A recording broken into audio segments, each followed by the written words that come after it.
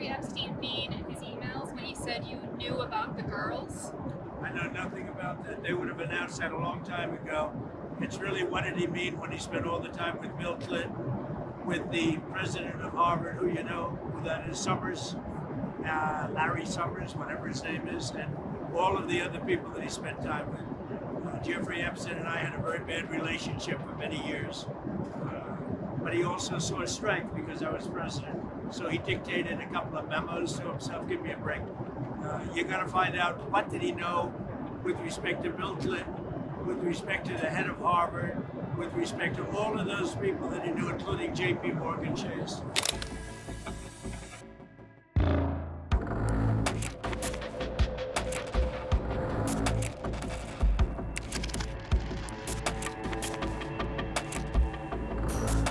U.S. President Donald Trump has called for a new Justice Department probe into Jeffrey Epstein's ties to top Democrats.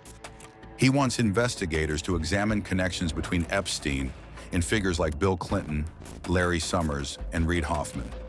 Trump accused Democrats of weaponizing the Epstein story to distract from their political failures. He claimed Epstein was more closely tied to Democrats than Republicans throughout his life. Trump said records show multiple Democratic leaders spent significant time with Epstein.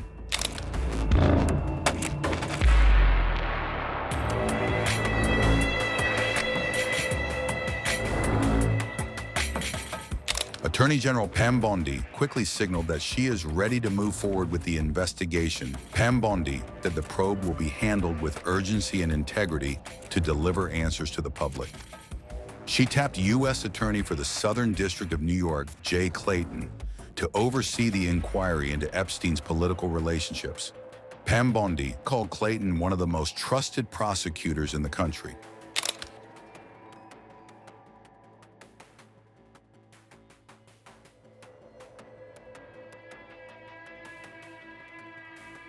Newly released congressional documents pushed Epstein back into national headlines this week. The files revealed emails where Epstein referenced Clinton and criticized Donald Trump.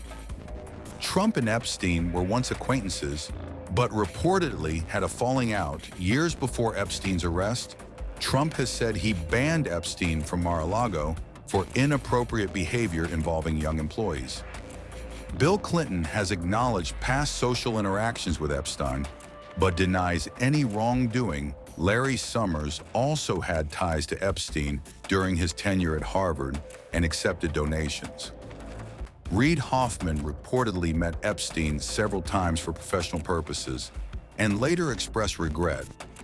Representatives for Clinton insisted that new documents show he did nothing wrong and knew nothing.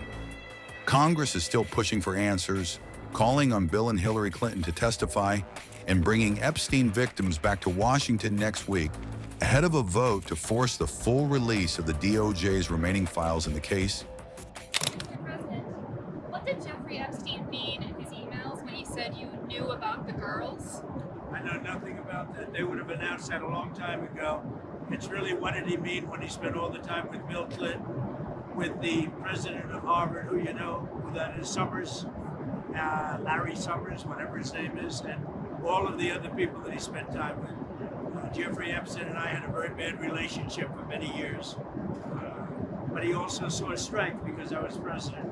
So he dictated a couple of memos to himself. Give me a break. You're going to find out what did he know with respect to Bill Clinton, with respect to the head of Harvard, with respect to all of those people that he knew, including J.P. Morgan Chase. Sir, Yeah, if Jennifer, there's go ahead. Go ahead. incriminating in the file, On sir, Venezuela, why sir. not? Why Quiet, acting as a quiet, McGee. On Go ahead. Venezuela, sir, you've had a lot of meetings on Venezuela. I know you can't tell us what your next steps will be, but can you say, have you made up your mind on what you'd like to do for, as far as action for I Venezuela? sort of have made up my mind, yeah. I mean, I can't tell you what it would be, but I sort of made up my mind. What do you say to some of your supporters who might not be excited about another foreign campaign? Well, we'll see what happens. I mean, I can't tell you what it is, but we made a lot of progress with Venezuela in terms of stopping drugs from pouring in. But we have a Mexico problem. We have a Colombia problem. Meaning Colombia in the country. We're doing very well drugs coming into our country are greatly slowed, as you can imagine. On the tariff rollback, sir, does it signal a change on your message or for affordability for No, I groceries? just want to bring down some of the foods. Look, for the most part, the foods, when we cut back a little bit on those tariffs, we'll get the price down, but they're not competitive in this country. Like tomatoes and bananas and things, we don't make them in this country. So there's no protection of our industries or our food products. So what we're going to do is we cut back, we'll see prices come down even lower. You have to understand, we've all suffered from the Biden prices, which were much higher than they are right now. But I'll be able to get them down even lower, at least a little bit lower, possibly in some cases a lot lower. More rollbacks in the future with your tariff policies? Will there be more rollbacks in the future? Will you change anything else with tariffs? I don't think it'll be necessary. We just did a little bit of a rollback on some foods, like coffee, as an example, where the prices of coffee were a little bit high. Now they'll be on the low side in a very short period of time. We're very good at this. The problem is we inherited a country when we took over January 20th where the prices were through the roof. So they were up 30, 40, 50%. If we got them down 30%, that means they're still higher than where they were. We had a great 4 years, and I think this is going to be even much better. And in terms of affordability, it's not a good word for the Democrats, it's a good word for us, because our prices are much lower and will soon be much, much lower than they were under the Democrats. Mr. President, you said, Mr. President, my newspaper, The Telegraph, has led the way in exposing... Are you The Telegraph? That's right, Oh, sir. what a job you did. What a job you did. Are you proud of yourselves? We've had a good couple How did of you weeks. catch BBC like that? We have good sources. Honestly, congratulations. You did a great service to a lot of countries, a lot of great human beings, if you want to know the truth. And exposing what fake news is all about. What BBC did, nobody would even think a thing like that was done. They actually changed the words coming out of my mouth. So the BBC has apologised and retracted the report, but they say they won't pay any compensation. Well, we'll Is that sue them. enough? We'll sue them for anywhere between $1 billion and $5 billion, probably sometime next week.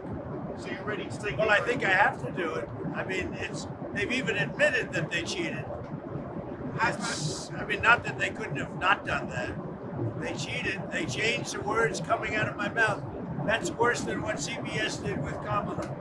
They changed her answer, but at least they didn't show it, coming out of her mouth.